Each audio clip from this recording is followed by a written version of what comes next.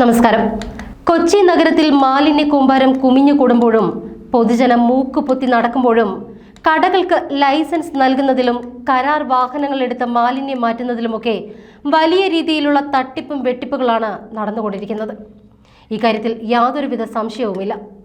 സത്യത്തിൽ ഈ ഹെൽത്ത് വിഭാഗത്തിന്റെ സ്റ്റാൻഡിംഗ് കമ്മിറ്റി ചെയർമാനായിരുന്ന വ്യക്തിയാണ് ഈ നഗരത്തെ മുച്ചൂടും നശിപ്പിച്ചത് എന്ന് പറയാതിരിക്കാൻ കഴിയില്ല. സത്യത്തിൽ ഹെൽത്ത് വിഭാഗത്തിന്റെ സ്റ്റാൻഡിംഗ് കമ്മിറ്റി ചെയർമാനായിരുന്ന വ്യക്തിയാണ് ഈ നഗരത്തെ മുച്ചൂടും നശിപ്പിച്ചത് എന്ന രീതിയിലും ജനങ്ങൾക്കിടയിൽ സംസാരം ഉയരുന്നുണ്ട്. ബ്രഹ്മപുരത്ത് തീപിടുത്തം പൊതുജനങ്ങൾക്ക് എല്ലാവർക്കും വ്യക്തമായിട്ട് അറിയാവുന്ന കാര്യമാണ്.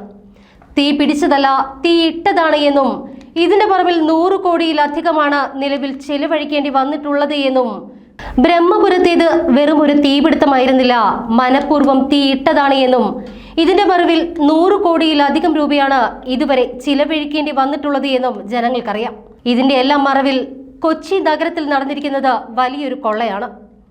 മാലിന്യങ്ങൾ കുമിഞ്ഞു കൂടുമ്പോൾ ക്രിയാത്മകമായ രീതിയിൽ കമ്പോസ്റ്റ് സംവിധാനങ്ങൾ ചെയ്യേണ്ട കരാറുകാരൻ ഇതൊന്നും തന്നെ ചെയ്യാതിരുന്നിട്ടും ആരോഗ്യ വിഭാഗം മിണ്ടാതിരുന്നതിന്റെ പിന്നിൽ ചെയർമാനായിരുന്ന വ്യക്തിയുടെ ഇടപെടലുകൾ ഉണ്ടായിരുന്നുവെന്ന് ജനം ആരോപിക്കുന്നു.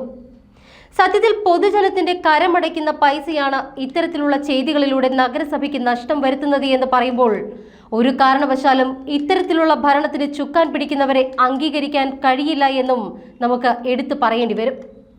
നഗരത്തിൽ നിന്നും മാലിന്യം കൂടിക്കിടക്കുന്നതും മൂക്ക് പൊത്താതെ നടക്കാൻ കഴിയാത്തതും അഴിമതിയുടെയും കെടുകാര്യസ്ഥതയുടെയും ബാക്കി പത്രമായിട്ടാണ് കാണുന്നത്. ഇത്തരത്തിൽ പൊതുജനത്തെ കൊള്ളയടിക്കുന്ന, പൊതുജനങ്ങളോട് വെല്ലുവിളി കാണിക്കുന്ന സർക്കാരിനെതിരെ ശബ്ദമുയർത്താൻ ആരും തയ്യാറാകുന്നില്ല. മയക്കുമരുന്ന് കച്ചവടക്കാരോട് സാവകാശം ഒരുക്കി കൊടുക്കുന്ന ഭരണവർഗത്തെ നഗരസഭയിൽ കയറ്റരുത് എന്നുള്ളതാണ് പൊതുജന അഭിപ്രായം. പ്രത്യേകിച്ച് കൊച്ചി പോലെയുള്ള ഒരു നഗരത്തിൽ ആരോഗ്യ വിഭാഗം കുറച്ചുകൂടി കാര്യക്ഷമമായിരുന്നുവെങ്കിൽ ഇത്രയും കാട് കയറില്ലായിരുന്നു കാര്യങ്ങളെന്നാണ് പറയാൻ കഴിയുക. ഹെൽത്ത് സ്റ്റാൻഡിംഗ് കമ്മിറ്റി ചെയർമാൻ നഗരഭരണകൂടത്തെ ചക്രശ്വാസം വലിപ്പിച്ചു എന്നുള്ളതാണ് കഴിഞ്ഞ കൗൺസിലിൽ വ്യക്തമാകുന്നത്. 5 സ്വതന്ത്ര കൗൺസിലർമാരെ കക്ഷത്തിൽ വെച്ച് ഭീഷണിപ്പെടുത്തി മറ്റുള്ളവരെ ഉള്ളം കൈയിലിട്ട് അമ്മാനമാടിയതിന്റെ ബാക്കി പത്രമാണ് നഗരം ഇന്ന് നാശത്തിന്റെ പടിവാതിലിൽ എത്തി നിൽക്കുന്നത്. ഒരു കാരണവശാലും ഇത്തരത്തിലുള്ള അഴിമതിക്കാരെ നഗരസഭയിൽ കയറ്റാതിരിക്കുക എന്നുള്ളതാണ് ജനങ്ങൾ ചെയ്യേണ്ടത്. ഇത്തരത്തിലുള്ളവർ അധികാരത്തിൽ വന്നാൽ നഗരത്തിൽ സാംക്രമിക രോഗങ്ങളും കഞ്ചാവും മാഫിയ സംഘങ്ങളുടെ കേന്ദ്രവും അനധികൃത നിർമ്മാണങ്ങളുടെ കൊള്ളത്തരങ്ങളുമായി കളം മാറും. ഇത് മനസ്സിലാക്കേണ്ടത് ജനങ്ങളാണ്. ഇവർക്ക് സ്റ്റാൻഡിംഗ് കമ്മിറ്റി ചെയർമാനായിരുന്ന വ്യക്തിയെക്കുറിച്ചും അദ്ദേഹത്തിന്റെ പ്രദേശമായ പശ്ചിമ കൊച്ചിയിൽ നിന്നും ഒട്ടനവധി വീഡിയോകളും ഓഡിയോകളും അദ്ദേഹം ചെയ്ത കൊള്ളരുതായ്മകളുടെ ഭാഗങ്ങളും വിവരിച്ചുകൊണ്ട് പൊള്ളയായ വസ്തുനിഷ്ഠമല്ലാത്ത കാര്യങ്ങൾ പൊതുജനങ്ങളെ പറഞ്ഞു പറ്റിക്കുന്ന അവസ്ഥകളും ഉണ്ടായിട്ടുണ്ട്. 2 വ്യക്തികൾ ഇദ്ദേഹത്തിനെതിരെ ഇട്ടിട്ടുള്ള ചില വീഡിയോകൾ കേട്ടാൽ ജനം ലജ്ജിച്ച് തല താഴ്ത്തും. ഫോർട്ട് കൊച്ചിയിലെ ആശുപത്രിയിൽ 7.5 കോടിയോളം ചിലവാക്കി നടത്തിയ പ്രവർത്തനങ്ങളെക്കുറിച്ച് ഇലക്ഷൻ പ്രചരണാർത്ഥം പച്ചക്കള്ളങ്ങളാണ് സ്ഥാനാർത്ഥികളിൽ നിന്നും ജനങ്ങൾ കേൾക്കേണ്ടി വരുന്നത്. ഇത് സംബന്ധിച്ച് 2 വ്യക്തികൾ ചെയ്ത വീഡിയോ ദൃശ്യങ്ങൾ ഞങ്ങൾ ചുവടെ ചേർക്കുന്നു. പുതിയ OP ബ്ലോക്ക് സ്മാർട്ട് സിറ്റി പദ്ധതിയിൽ ഉൾപ്പെടുത്തി 3 നിലകളിൽ ലിഫ്റ്റോടുകൂടി 7 കോടി 40 ലക്ഷം രൂപ ചിലവിൽ 15,737 ചതുരശ്രയടി വിസ്തീർണമുള്ള പുതിയ കെട്ടിടം, physiotherapy centre, laser magnetic stimulation therapy device തുടങ്ങി 105 കോടി രൂപ ചെലവഴിച്ച് നടപ്പിലാക്കിയ ആധുനിക സൗകര്യങ്ങൾ. നമസ്കാരം, ഞാൻ ഹാരിസ് അബുവാണ്. അപ്പോൾ ഞാൻ കഴിഞ്ഞ ദിവസം ഫോർട്ട് കൊച്ചി ഹോസ്പിറ്റലുമായി ബന്ധപ്പെട്ടിട്ട് ഒരു രാഷ്ട്രീയമായിട്ടുള്ളൊരു പ്രചരണത്തിനുള്ളൊരു വീഡിയോ ആണ്. അപ്പോൾ അതെന്താണെന്നൊന്നും അറിയണമല്ലോ. അതായത് CSML ഫണ്ട് ഉപയോഗിച്ചിട്ട് 7 കോടി 40 ലക്ഷം രൂപക്ക് പണിത ബിൽഡിങ്ങും അതിനുള്ള ഒരുപാട് സൗകര്യങ്ങളൊക്കെ പറഞ്ഞു. ഒരു അതിശയപ്പെടുത്തുന്നത് 105 കോടിയുടെ ഒരു വികസന പദ്ധതിയൊക്കെ പറഞ്ഞു. അപ്പോൾ ഇതാണ് ഈ പറയുന്ന ഈ പുതിയ പണിത ഹോസ്പിറ്റൽ. ഇത് 7 കോടി 40 ലക്ഷം രൂപ പണിതേക്കണം. ഇവിടെ എന്താണ് ഇവിടെ വന്നേക്കണ വികസനം? ഇവിടെ ആളുകൾക്ക്, പൊതുജനങ്ങൾക്ക് ഇതേണ്ട ഉപകാരപ്രദമായോ എന്ന് അന്വേഷിക്കാൻ വന്നപ്പോഴാണ് ഇതൊക്കെയാണ് അവസ്ഥകൾ. ഈ ഒഴിഞ്ഞു കിടക്കുന്ന കാലിയായിട്ടുള്ളൊരു ബിൽഡിംഗ് ഉണ്ട്. അങ്ങനെ നമ്മളെപ്പോഴും അങ്ങനെ പറ്റിച്ചുകൊണ്ടിരിക്കുന്നത് ഈ ബിൽഡിങ്ങുകൾ പണിയുക. ഇത് കണ്ടില്ലേ, സംഭവം ശരിയാണ്. ലിഫ്റ്റൊക്കെ ഉണ്ടെന്ന് പറയുന്നതൊക്കെ ശരിയായിരിക്കും. ഇത് ലിഫ്റ്റൊക്കെ ഉണ്ട്. ലിഫ്റ്റുള്ള 3 നില കെട്ടിടമൊക്കെ പണിത് വെച്ചിട്ടുണ്ട്. പിന്നെ ഭയങ്കര ആധുനിക സംഭവമൊക്കെ വന്നെന്നൊക്കെ പറഞ്ഞു. ഇതെല്ലാം വന്നിട്ടുണ്ടാകാം. കാരണം ബിൽഡിങ്ങുകൾ പണിയുക എന്നുള്ളതാണ് ഇവിടുത്തെ ഏറ്റവും പ്രധാനപ്പെട്ട വിഷയം. കാരണം നമ്മുടെ 4 താലൂക്ക് ഹോസ്പിറ്റലിൽ നമുക്കറിയാം, ഇവിടെ ഒരു സാധനവും ഇവിടെ വന്നിട്ടില്ല. ഒരുപാട് സാധനങ്ങൾ, അതായത് സാധാരണ പ്രായമുള്ളവർക്കുള്ള ഒരു വാർഡ് വന്നിട്ടുണ്ടെന്ന് പറഞ്ഞു, അവിടെ അടച്ചിട്ടേക്കാണ്.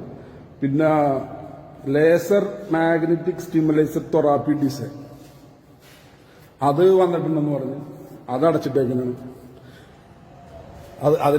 അതിനോട് ചേർന്നിട്ട് നിങ്ങൾ ആ വീഡിയോ ഒന്നുകൂടി കാണുകയാണ് പറഞ്ഞു. 105 കോടിയുടെ വികസനം വന്നിട്ടുണ്ടെന്ന് പറയുന്നുണ്ട്. ഇവിടെ കുറെ സാധനമൊക്കെ ഇറക്കി വെച്ചിട്ടുണ്ട്. അപ്പൊ ഇത് ഒരു രാഷ്ട്രീയ പ്രചരണം. കാരണം കോടികൾ ഇവിടെ ചെലവഴിച്ചിട്ടില്ല എന്ന് പറയാനുള്ള. ഇപ്പൊ MP ഫണ്ടൊക്കെ ഉണ്ട്. ഇപ്പൊ ഡയാലിസുമായി ബന്ധപ്പെട്ടിട്ട് MP ഫണ്ട് വന്നിട്ടുണ്ട്. എത്ര കോടിയുടെ ഫണ്ട് അവിടെ വന്നിട്ടുണ്ട്. പിന്നെ ഒരു 8-9 പുതിയ മെഷീൻ വന്നിട്ടുണ്ട്. അപ്പൊ അങ്ങനെയുള്ള സംഭവങ്ങളൊക്കെ വന്നിട്ടില്ല എന്ന് പറയാനുള്ള, തീരെ ഇല്ല എന്ന് പറയാനുള്ള. പക്ഷെ ഇവിടെ ഇത്തരത്തിലുള്ള കോടികൾ ചെലവഴിച്ച് ഇത് 7,40,00,000 രൂപയുടെയാണ്. പിന്നെ ആ വീഡിയോയിൽ പറയുന്ന 105 കോടിയുടെ വികസനം അന്വേഷിച്ചാണ് ഞാൻ വന്നത്. ഞാനപ്പോ ഇവിടുത്തെ സൂപ്രണ്ടിനെ വന്ന് കണ്ട് സൂപ്രണ്ടിനോട് ഞാൻ പറഞ്ഞു, ഇത്തരത്തിലുള്ള രാഷ്ട്രീയ പ്രചരണ ആയുധങ്ങൾക്ക് നിങ്ങളെപ്പോലുള്ളവർ കൂട്ടുനിൽക്കരുത് എന്ന് പറഞ്ഞപ്പോൾ ഞങ്ങൾ അറിഞ്ഞില്ല അത് കോർപ്പറേഷനെ ഒന്ന് ഷൂട്ട് ചെയ്ത് പോയതാണെന്ന് പറഞ്ഞു. കാരണം പൊതുജനത്തിന് അറിയാൻ അവകാശമുണ്ടല്ലോ. ഇവരിങ്ങനെ പറയുമ്പോൾ പൊതുജനം അന്വേഷിക്കണമല്ലോ, ഇതെന്താണ് ഇത്ര വികസനം എന്താണ് നടന്നതെന്ന് പറയണത്. നമുക്ക് സന്തോഷമുള്ളല്ലോ. ഈ 105 കോടിയുടെ വികസനം എന്താണെന്ന് അവർക്കും അറിയില്ല, ആർക്കും അറിയില്ല.